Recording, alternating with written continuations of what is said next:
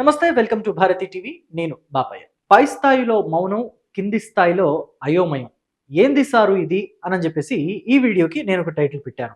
YSR Congress party అధినేత మాజీ ముఖ్యమంత్రి వైఎస్ జగన్మోహన్ రెడ్డిని ఉద్దేశించి, అలాగే వైఎస్ఆర్ కాంగ్రెస్ పార్టీని ఉద్దేశించి ఈ వీడియో చేయటం జరిగింది అన్న విషయం మీకు థంబ్నెయిల్ చూసినప్పుడే ఈజీగా అర్థమైపోయి ఉంటుంది. అసలు వైఎస్ఆర్ కాంగ్రెస్ పార్టీలో ప్రస్తుతం నాయకులంతా ఏమైపోయారు?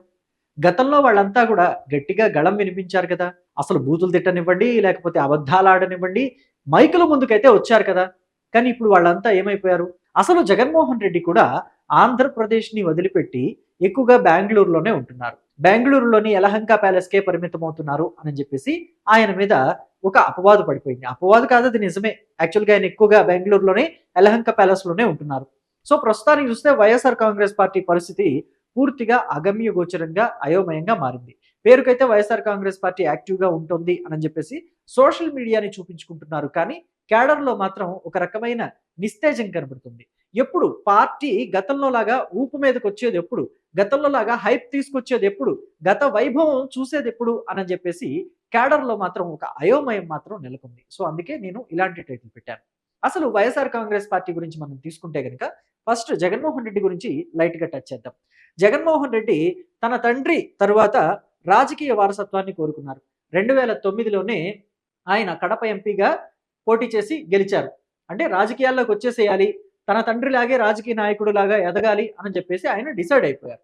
అందుకే 2009లో కడప ఎంపీగా పోటీ చేసి గెలిచారు. ఆ తర్వాత వైఎస్ రాజశేఖర రెడ్డి 2009లో చనిపోయిన తర్వాత ఆయన ముఖ్యమంత్రి అవ్వాలనుకున్నారు. కానీ కాంగ్రెస్ పార్టీ అధిష్టానం అందుకు ఒప్పుకోలేదు. సో ఆయన దానికి నిరాశ చెంది దాన్ని వ్యతిరేకిస్తూ కాంగ్రెస్ పార్టీలో నుంచి బయటకు వచ్చేశారు. కాంగ్రెస్ పార్టీలో నుంచి బయటకు వచ్చిన తర్వాత 2011, 12 ఆ టైంలో సొంత పార్టీ పెట్టుకున్నారు, వైఎస్ఆర్ కాంగ్రెస్ పార్టీ అని చెప్పేసి. సో కాంగ్రెస్ పార్టీలోని సీనియర్ నేతలు, ఆంధ్రప్రదేశ్కి సంబంధించిన సీనియర్ నేతలంతా, అలాగే తెలంగాణలోని కొంతమంది సీనియర్ నేతలు అంటే కొండా సురేఖ లాంటి వాళ్ళు, వీళ్ళంతా కూడా జగన్ వెంట నడిచారు. జగన్ వెంట నడిచినప్పటికీ కూడా జగన్ ఎప్పుడూ ఆంధ్రప్రదేశ్ మీదే దృష్టి పెట్టారు. సో మొత్తం మీద 2014 ఎన్నికల్లో జగన్మోహన్ రెడ్డి వైఎస్ఆర్ కాంగ్రెస్ పార్టీ తరఫున పోటీ చేశారు. సరే, ఖచ్చితంగా ముఖ్యమంత్రి అవుతారు అనుకున్నారు, కానీ అవ్వని పరిస్థితిలో ఆయన ప్రతిపక్ష నేతగా పరిమితమయ్యారు. సో ఈ క్రమంలో 2014 నుంచి 2019 మధ్య వైఎస్ఆర్కి ఎలాగైతే రాజకీయ సమకాలీకుడో ఆయనతోటి పోటీ పడిన వ్యక్తో, అలాంటి వ్యక్తి చంద్రబాబు నాయుడు తోటి జగన్మోహన్ రెడ్డి తలపడాల్సి వచ్చింది. అయితే ఎక్కడ జగన్మోహన్ రెడ్డి ఏం వెనకడుగు వేయలేదు. అబ్బో చంద్రబాబు నాయుడా, మనం ఎదుర్కోగలమా, మా నాన్నతో పాటు రాజకీయాలు చేసిన వ్యక్తి కదా అని చెప్పేసి ఎక్కడా జంకలేదు. ధైర్యంగా పోటీ చేశారు, ధైర్యంగా తలబడ్డారు. 2019 ఎన్నికల్లో జగన్మోహన్ రెడ్డి ముఖ్యమంత్రి అయ్యారు. అయితే ముఖ్యమంత్రి ఎలా అయ్యారు అనేది మాత్రం ఇక్కడ అప్రస్తుతం. ఎందుకంటే తెలుగుదేశం పార్టీ వాళ్ళంతా అంటారు జగన్మోహన్ రెడ్డి సోషల్ మీడియాని అడ్డం పెట్టుకుని, అప్పటి ప్రశాంత్ కిషోర్ వ్యూహాలని అడ్డం పెట్టుకుని ఆయన ముఖ్యమంత్రి అయ్యారు. అడ్డదారిలో ముఖ్యమంత్రి అయ్యారు, అడ్డగోలుగా ముఖ్యమంత్రి అయ్యారని చెప్పేసి వాళ్ళు అంటూ ఉంటారు. కానీ ముఖ్యమంత్రి అయ్యారా లేదా అన్నదే ఇక్కడ పాయింట్. సో కాబట్టి జగన్మోహన్ రెడ్డి ముఖ్యమంత్రి అయిన తర్వాత వైఎస్ఆర్ కాంగ్రెస్ పార్టీలో నేను చెప్పినట్టుగా చాలా మంది నేతలు ఎలా పడితే అలా మాట్లాడేవాళ్ళు. అసలు పెత్తనం ఎలా సాగించారంటే ఈరోజు మాదే, రేపు మాదే కాదు, ఒక 30 ఏళ్ళు కూడా మాదే అని చెప్పేసి ఏకంగా ఒక 30 ఏళ్ల పాటు వైఎస్ఆర్ కాంగ్రెస్ పార్టీ అధికారంలో ఉంటది, శాశ్వతంగా ఉండిపోతుంది వైఎస్ఆర్ కాంగ్రెస్ పార్టీ ఒక 100 ఏళ్ళు అన్నట్టుగా వాళ్ళు హైప్ క్రియేట్ చేసుకున్నారు. జనాల్లో కూడా దాన్ని పంపించాలని చూశారు, కానీ జనం దాన్ని యాక్సెప్ట్ చేయలేదు. ఎందుకంటే వైఎస్ఆర్ కాంగ్రెస్ పార్టీ అధికారంలో ఉన్న ఆ 5 ఏళ్లు కూడా ఎన్ని రకాలుగా వ్యతిరేకత రావాలో ప్రజల్లో అన్ని రకాలుగా వచ్చింది. ఒకటి చూసుకుంటే కార్మిక సంఘాల్లోనూ, అలాగే ఇక్కడ మనం 3 రాజధానులకు సంబంధించి నిర్ణయం తీసుకున్నప్పుడు రైతుల్లోనూ, అమరావతి రైతులకు బాసటగా ప్రతి నియోజకవర్గంలోని, ప్రతి జిల్లాలోని, ప్రతి నియోజకవర్గంలోని, ప్రతి మండలంలోని, ప్రతి గ్రామంలోని రైతులు కూడా వాళ్ళకి బాసటగా నిలవటం ఏదైతే మనం చూసామో అది నిజంగా వైసీపీ మీద వచ్చిన తీవ్ర వ్యతిరేకత అని చెప్పుకోవాలి. అలాగే ఇక్కడ చూసుకున్నట్లయితే కార్మికులతో పాటుగా ఉద్యోగస్తులు, ఉపాధ్యాయులు కూడా వైసీపీ మీద తిరగబడ్డారు. సో ఇదంతా కూడా వైసీపీని 2024 ఎన్నికల్లో నేలమట్టం చేసింది. మరోసారి 11 సీట్లకే పరిమితం అయిపోయింది. ప్రతిపక్ష హోదా కూడా రాని పరిస్థితులకు ఏర్పడింది. ఏ అసెంబ్లీ నుంచి అయితే చంద్రబాబు నాయుడు వాకౌట్ చేశారో మళ్ళీ దీన్ని గౌరవ సభ చేసే లోపలికి వస్తాను, ఇది కౌరవ సభ, ఇప్పుడున్నది కౌరవ సభ వైసీపీ హయాంలో, దీన్ని గౌరవ సభ చేసి ముఖ్యమంత్రిగా ఈ అసెంబ్లీలో అడుగు పెడతానని శపథం చేశారో చంద్రబాబు నాయుడు. ఆ శపథాన్ని నెరవేర్చుకుని ఆయన ముఖ్యమంత్రిగా సభలోకి అడుగు పెట్టారు. సో ఈ క్రమంలో వైఎస్ఆర్ కాంగ్రెస్ పార్టీ ఇప్పుడు పూర్తిగా డైలమాలో పడిపోయింది అన్నట్టుగా అయిపోయింది. ఎక్కడ కూడా మాట్లాడటానికి అసలు వాళ్ళకి మనసు రావటం లేదు. ఎందుకని అంటే ఒక పార్టీ ఎన్నికల్లో ఓడిపోవటం, గెలవటం 2 కూడా సహజమే. అసలు రాజకీయాల్లోకి ఎందుకు? విడి జీవితంలో, మన జీవితాల్లో కూడా సామాన్యుల జీవితాల్లో కూడా గెలుపు ఓటములు ఉండవా? ఖచ్చితంగా ఉంటాయి. ఓటమి, గెలుపు 2 సహజం. కానీ దాన్ని జగన్మోహన్ రెడ్డి తీసుకోలేకపోతున్నారు. జగన్మోహన్ రెడ్డి దాన్ని సమంగా యాక్సెప్ట్ చేయలేకపోతున్నారు. 2019 ఎన్నికల్లో 151 సీట్లు వచ్చిన నాకు 11 సీట్లు రావటం ఏంటి అనేది అవమానంగా ఫీల్ అవుతున్నారు. దాన్ని జీర్ణించుకోలేకపోతున్నారు పూర్తిగా ఆయన. సో అందుకనే ఎక్కడా కూడా మేము ఏ తప్పులు చేశామా వాటిని పరిశీలించుకుంటాము. అసలు తప్పు జరిగిందా లేదా అన్నది కూడా మేము పరిశీలించుకుంటాము. ఒకవేళ తప్పు జరిగితే దాన్ని సరిదిద్దుకుంటాము. సరిదిద్దుకుని మళ్ళీ ప్రజల్లోకి వెళతాము. ప్రజల మద్దతు కూడగట్టుకుంటాము. ప్రజల కోసం మేము పనిచేస్తాము. 2029 ఎన్నికల్లో మళ్ళీ ప్రజల చేత ఎన్నుకోబడటానికి మేము కృషి చేస్తాము అని చెప్పేసి ఆయన ఎక్కడ చెప్పినట్టుగా కూడా నేనైతే వినలా. ఒకవేళ మీరు వింటే గనక కమెంట్ బాక్స్ లో తెలియచేయండి. ఎందుకని అంటే ఎందుకు ఆయన నుంచి వినాలి అని జనం కూడా కోరుకుంటారంటే సగటు రాజకీయ నాయకుడు నోటి నుంచి రావాల్సిన మాటలు అవే.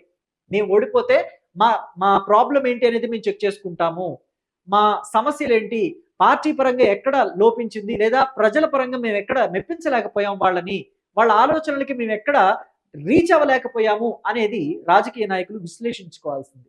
సో ఆ ఆత్మ పరిశీలన చేసుకోవడంలో జగన్మోహన్ రెడ్డి ఫెయిల్ అయ్యారా, లేదా ఆత్మ పరిశీలన చేసుకుని ఆయన తప్పులు తెలుసుకున్నప్పటికీ కూడా వాటిని యాక్సెప్ట్ చేయడంలో ఫెయిల్ అవుతున్నారా అన్నది మాత్రం ఇప్పుడు అయోమయంగా మారింది. అయితే ఇప్పుడు జగన్మోహన్ రెడ్డి బయటకు రావటం లేదు. ఎప్పుడు కూడా బెంగళూరులోని యలహంక ప్యాలెస్ లోనే ఉంటున్నారని మనం చెప్పుకున్నాం కదా.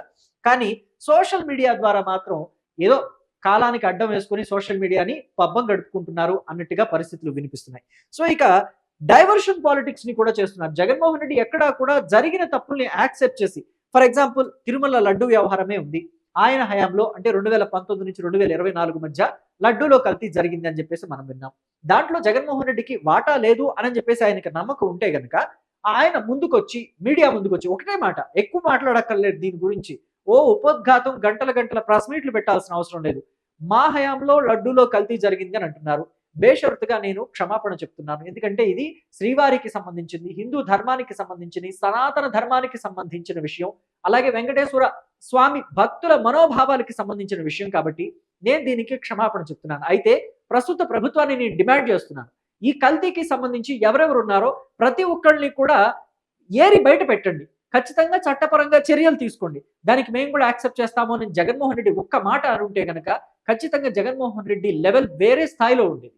ఆయన ప్రజల గుండెల్లో ఇంకొకసారి ముద్ర వేసుకునేవాళ్ళు. ఓ వైఎస్ రాజశేఖర రెడ్డి కొడుకులాగా మాట్లాడాడు, జగన్మోహన్ రెడ్డి ఒక రాజకీయ నాయకుడిలాగా మాట్లాడలేదు, నిక్కచ్చిగా మాట్లాడాడు, నిజాయితీగా మాట్లాడాడు అని చెప్పేసి మెచ్చుకునేవాళ్ళు ప్రజలు కూడా. కానీ జగన్మోహన్ రెడ్డి అయితే ఇది పూర్తిగా అసలు కల్తీ ఎక్కడా లేదు, సిట్టు సిబిఐ 2 మాకు క్లీన్ చిట్ ఇచ్చేసాయి అని చెప్పేసి, అలాగే చంద్రబాబు నాయుడు లడ్డూని అడ్డం పెట్టుకుని రాజకీయాలు చేస్తున్నాడని చెప్పేసి ఆయన చంద్రబాబు నాయుడుకే ఉల్టాగా దీన్ని దాన్ని మలచాలని చూశారు. ఎలాగా?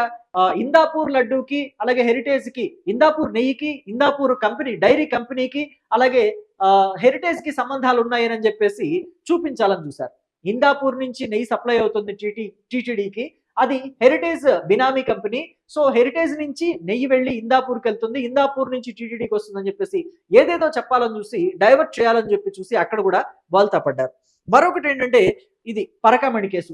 ఈ విషయంలో కూడా జగన్మోహన్ రెడ్డి బోల్తా పడ్డారు. ఏదో $4 అవేదో 70,000 సో మొత్తం మీద తిరిగిచ్చినా గానీ ఇంకా వెంటబడుతున్నారు.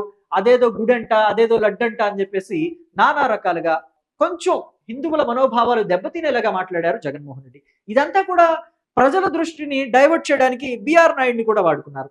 సో బిఆర్ నాయుడు కూడా నాకు సంబంధం లేదు ఆ వీడియోలతో అని చెప్పేసి ఆయన తేల్చి చెప్పారు. అలాగే వాటిని ఫోరెన్సిక్ ల్యాబ్ కూడా పంపిస్తున్నారు. ప్రస్తుతం అయితే ఆ వీడియోల్ని కొంతమంది ఏఐని అడిగినా కానీ, గ్రాక్ని అడిగినా కానీ ఇవంతా కూడా ఏఐ డీప్ ఫేక్ వీడియోస్ అని చెప్పేసి గ్రాక్ కూడా చెప్తుంది అన్న విషయం కూడా తెలుస్తుంది. అయితే దీని గురించి మనం ఎక్కువగా మాట్లాడకూడదు, ఎందుకంటే ఆయన గ్యాగ్ ఆర్డర్ కూడా తెచ్చుకున్నారు కాబట్టి. సో ఇక భారత ఎలక్షన్ కమిషన్ ని కూడా వైసీపీ నాయకులు నిందించే పరిస్థితి ఏర్పడుతుంది.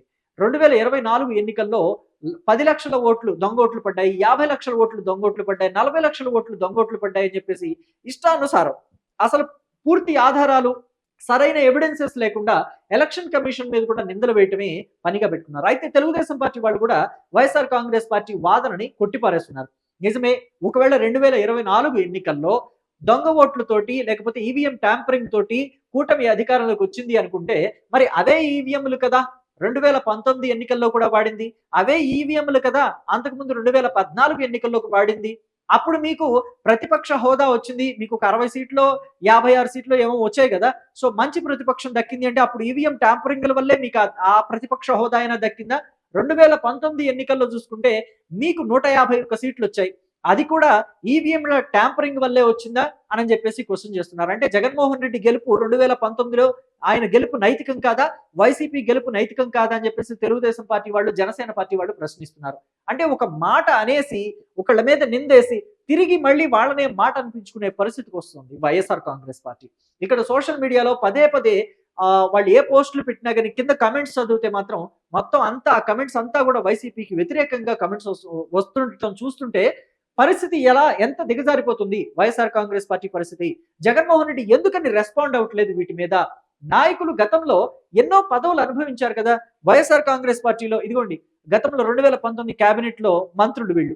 ఒక ధర్మాన బ్రదర్స్ దగ్గర నుంచి తీసుకుంటే బొత్స సత్యనారాయణ కాస్త కనిపిస్తున్నారు శాసన మండలిలో, ఆయన వాయిస్ కాస్త వినిపిస్తుంది. ఇక మిగతా నేతల్లో ఎవరు మాట్లాడుతున్నారు? తానేటి వనిత దగ్గర నుంచి, సుచరిత దగ్గర నుంచి, అనిల్ కుమార్ యాదవ్, అలాగే సుభాష్ చంద్రబోస్, వీళ్ళంతా మంత్రులుగా పనిచేసిన వాళ్ళే. బాలినేని శ్రీనివాసరెడ్డి అయితే అసలు ఆ పార్టీ నుంచే వెళ్ళిపోయారు. అలాగే పేర్ని నాని ఎప్పుడైనా కనిపిస్తున్నారు, వినిపిస్తున్నారు తప్ప ఇదిగోండి అసలు వైఎస్ఆర్ కాంగ్రెస్ పార్టీలో కీలక నేతగా ఉన్నారు. జగన్మోహన్ రెడ్డి తర్వాత రాజకీయాల విషయంలోకి వస్తే జగన్మోహన్ రెడ్డి తర్వాత ఆ పార్టీలో నెంబర్ 2 ప్లేస్ ఎవరిదైనా ఉందంటే పెద్దిరెడ్డి రామచంద్రారెడ్డిది. ఆయన ఎక్కడైనా కనిపిస్తున్నారా? ఎక్కడైనా వినిపిస్తున్నారంటే లేదు. ఇక రోజా లాంటి వాళ్ళు ఎప్పుడన్నా కాస్త కనిపిస్తే కనిపించొచ్చు, వినిపిస్తే వినిపించొచ్చు అన్నట్టుగా ఉందే కానీ కొడాలి నాని లాంటి వాళ్ళు లేకపోతే ఇతర నాయకులు ఎవరైనా కనిపిస్తున్నారా అసలు? కారుమూరి నాగేశ్వరరావు ఆయన కూడా మొన్న మధ్య వచ్చేసి నరుకుడే ఉంటది, కొట్టి పడేస్తాం, నెట్టి పడేస్తాం అని చెప్పేసి కాస్త వివాదాస్పద వ్యాఖ్యలు చేసి మళ్ళీ మౌనం అయిపోయారు. ఆయనకు కూడా మద్యం స్కాములకు సంబంధించి కేసులు వెంటబడుతున్నాయి. మద్యం లాజిస్టిక్స్ కి సంబంధించి మద్యాన్ని తరలించే ఆ దీనికి సంబంధించి మొత్తం అంతా కూడా రవాణాకి సంబంధించి ఏవైతే కేసులు ఉన్నాయో, స్కామ్ జరిగిందో 200 కోట్ల నుంచి 400 కోట్ల వరకు ఆ కేసులన్నీ కూడా వెంటబడుతున్నాయి. సో మొత్తం ఇప్పుడు కేవలం ఈ కనిపించే నాయకులే కాదు, ఇంకా కనిపించకుండా చాలా మంది నాయకులు గతంలో వల్లభనేని వంశీమోహన్ తీసుకోవచ్చు, ఆయన మౌనం వహిస్తున్నారు. అలాగే అనిల్ కుమార్ యాదవ్ గురించి ఆల్రెడీ మనం చెప్పుకున్నాం, ఆయన మౌనమే. అందరూ మౌనమే మౌనమే అంటే ఇంకా మాట్లాడేది ఎవరు? కేవలం ఒక జగన్మోహన్ రెడ్డి మాత్రమే మాట్లాడితే సరిపోతుందా? వైఎస్ఆర్ కాంగ్రెస్ పార్టీకి హోల్ అండ్ సోల్ వాయిస్ మొత్తం జగన్మోహన్ రెడ్డిదేనంటే కాదు కదా. ఖచ్చితంగా మిగతా నాయకులంతా బయటకు వచ్చి మాట్లాడాలి. కానీ ఎందుకు మాట్లాడటం లేదు? రేపు ఎప్పుడైనా 2029 ఎలక్షన్లు వస్తే ఆ టైంకి వచ్చేసి జగన్మోహన్ రెడ్డి టికెట్లు ఇస్తే తీసుకొని మళ్ళీ కంటెస్ట్ చేద్దాం, అప్పటి వరకు కాస్త ఇక మాటలు తోటాలు మొదలు పెడదామంటే సరిపోతుందా? ఇప్పటి నుంచి ప్రభుత్వం అంటే జనరల్ గా ఏ ప్రభుత్వం అయినా 100% అసలు మొత్తం ఇవ్వలేదు. ఎక్కడో ఒక చోట కాస్త అటు ఇటు లోటుపాట్లు ఉంటాయి. వాటి మీద ప్రశ్నించాలి కదా. ప్రజలకు అనుకూలంగా ప్రజల గొంతుకుని వాళ్ళు వినిపించాలి. అసలు వైఎస్ఆర్ కాంగ్రెస్ పార్టీ అసెంబ్లీకి రావటం లేదు. సో ఇదంతా కూడా వైఎస్ఆర్ కాంగ్రెస్ పార్టీకి మైనస్ గా మారిపోతుంది. కానీ జగన్ మాత్రం మౌనంగానే ఉంటున్నారు ఈ మైనస్ పట్ల. రాబోయే రోజుల్లో జగన్ మరి దీన్ని సరిదిద్దుకుంటారా? జగన్మోహన్ రెడ్డి మౌనం వీడి మిగతా నేతలందరి చేత కూడా మాట్లాడిస్తారా? గతంలో పెత్తనం వెలగబెట్టిన నేతలంతా కూడా మళ్ళీ తెర మీదకి వచ్చి గొంతెత్తి ప్రజల కోసం మద్దతు పలుకుతారా? ప్రజల సమస్యల పట్ల వాళ్ళు వినిపిస్తారా?